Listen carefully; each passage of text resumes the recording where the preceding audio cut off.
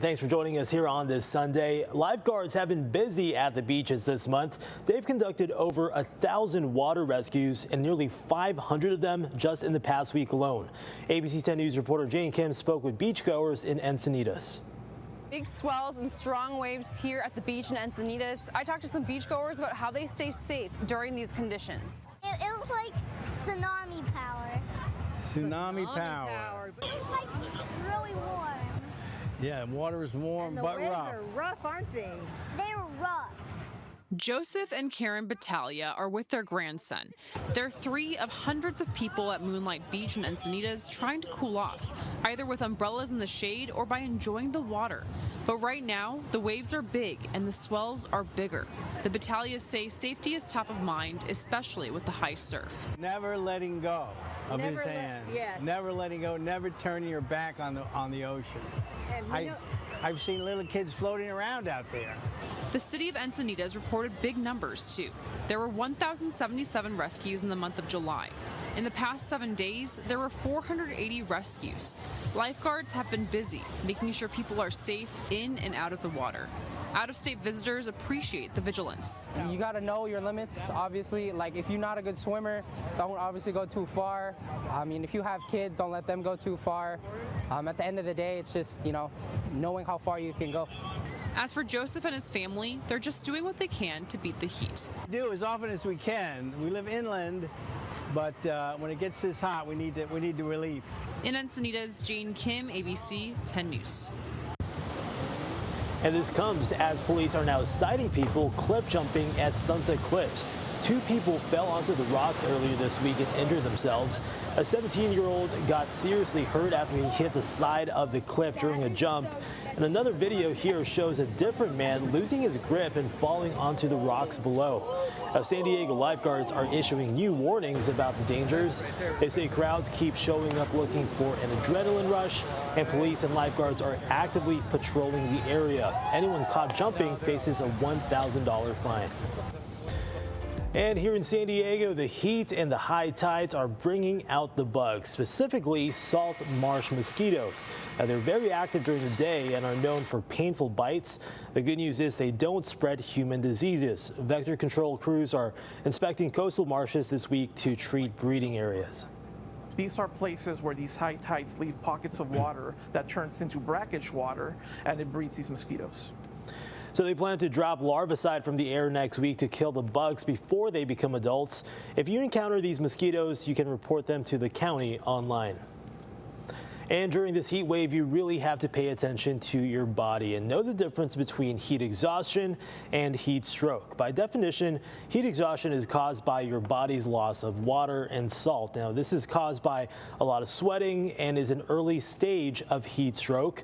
Symptoms are on your screen. That includes feeling weak, nauseous, headaches, or dizziness, and heat stroke happens when the body can no longer cool itself. This happens when you experience confusion or slurred speech, loss of consciousness, seizures, rapid pulse, and heart rate. If you feel any of these symptoms, call 911. And police are investigating a body found in an El Cajon drainage canal. A resident spotted the person around 1 o'clock yesterday afternoon, and El Cajon police and fire crews arrived and confirmed the person was dead.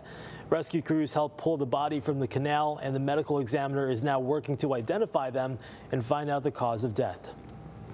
And an inmate at a San Diego prison has died. Authorities are now investigating it as a homicide. Custody staff at Richard J. Donovan prison found 66-year-old Hector Ozuna unresponsive in his cell early Friday morning.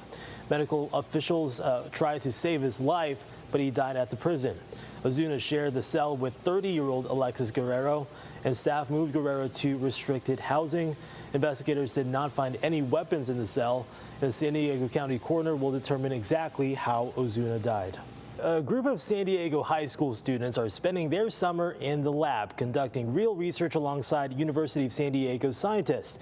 So we're taking you inside the hands-on program, giving students from City Heights a head start in STEM and showing one future scientist why being a woman in a male-dominated field won't hold her back.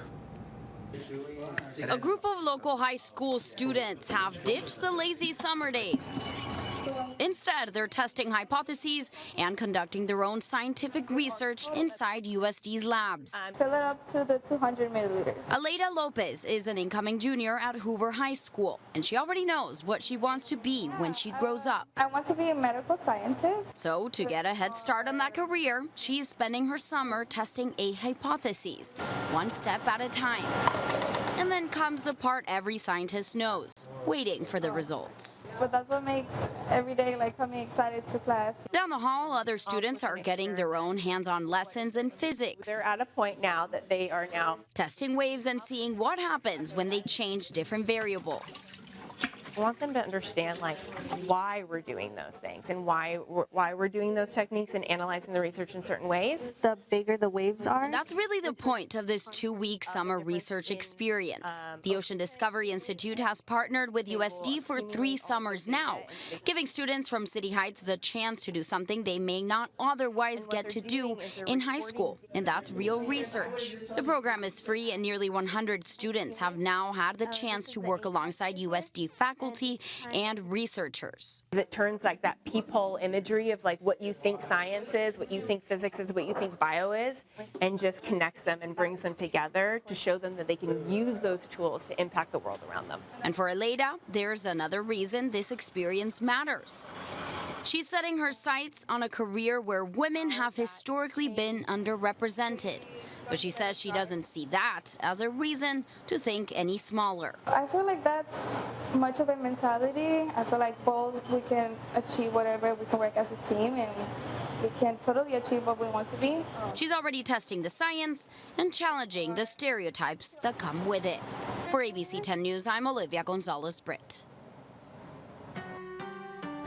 And San Diego City Crews will continue clearing homeless encampments along the freeways.